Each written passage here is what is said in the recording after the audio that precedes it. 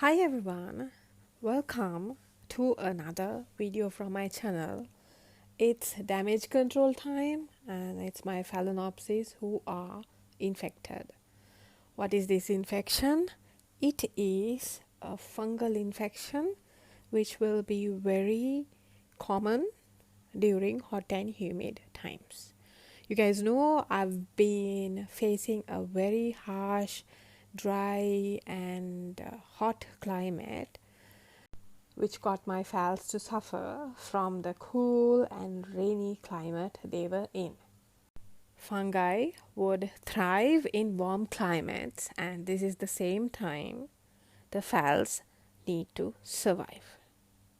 This fungal infection is known as Circospora. If undetected and untreated, this can spread throughout all your orchids. This can also creep up on you, and how that would do is because it would start from underneath your leaf. Later on, this would emerge on the top of your leaves in yellow and brownish spots. First it will be yellow, then it will turn to brown. But this is very easily treatable. What you must do now is to stop watering, let it dry and get more air among your phals and get them dry. And if you do not treat this immediately, the whole leaf can get infected and die off. In worst case scenarios, your whole plant will die. But this is not very easy to detect. After it spreads underneath, after it's too late, only this will be spreading towards the top of your leaf to be visible to the naked eye. Therefore, it is worth that you inspect your plants not occasionally but frequently to avoid these type of fungi infecting your plants during the hot climate. How can we treat this? Most people, when they identify this at the initial stages, would cut the parts of the infected leaf off with a sterile scissor or a secateur or any cutting instrument that you will use. I will not be doing that because I already have so many misshapen plants, so therefore I will spray the whole plant, top and underneath, and we'll see whether this will spread more and more.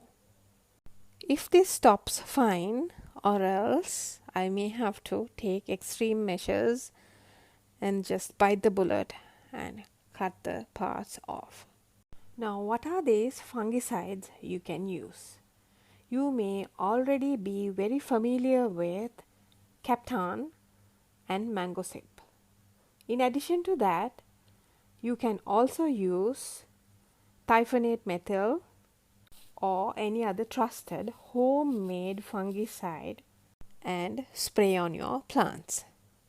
Also remember, if you are using any particular famous brand which you buy from the market, you have to follow the instructions to a T and mix in the fungicide.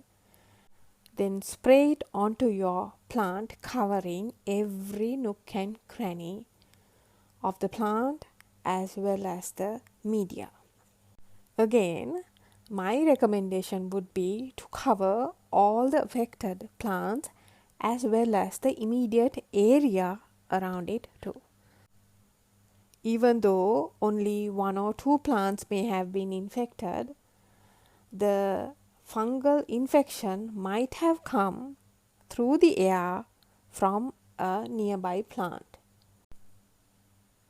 In my case, I suspect it came from the bamboo that is covering my Phalaenopsis, so therefore I have to spray covering every inch of that plant too.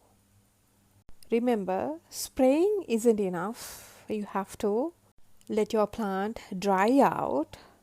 And what's the best way to do that? That is to introduce more circulation around your plant by placing them on a much airier spot. Some of you guys who grow Phalaenopsis inside use fans, whereas in my case, since I'm growing outside, I have to give more space among these plants and reduce the clutter. Therefore, artificial or natural air circulation is a must among your Phalaenopsis to get rid of any fungal disease. This was definitely unexpected, and I have never encountered this sort of situation before in any of my orchids or Hoyas, so I am quite baffled, to tell you the truth. But I know these are simple fungal infections which can be easily remedied. As you saw me spraying, I was spraying dishwash and neem oil because I try to stay organic as possible, even though dishwash is not that organic. But neem oil is, so I'm halfway there. So guys, to round up, remember to give space in between your Phalaenopsis and more air circulation. Get your media and your plant dry after each watering or fertilization. Watch out for Circospora infections during warmer climates, and if you easily detect it, cut off the affected parts and throw them far away from where your plants are, and then spray a fungicide. You can select anything from the market, but you know these fungicides has to be handled very carefully because they are extremely poisonous. It says so very clearly on the label, so therefore wear masks and gloves when mixing them and spraying them. Also make sure that no one else is around you when you are attempting this task. I hope you guys will be able to tackle any kind of fungal infection after watching my video. Thank you guys for watching. Thank you guys for increasing the views on my orchid videos also. Thank you for helping me by watching my videos again. I'm sorry I haven't been posting much lately. I've explained myself to you, but I will try to give you regular updates on my orchids and Hoyas as much as possible. Until my next video, thank you everyone for watching. Bye bye.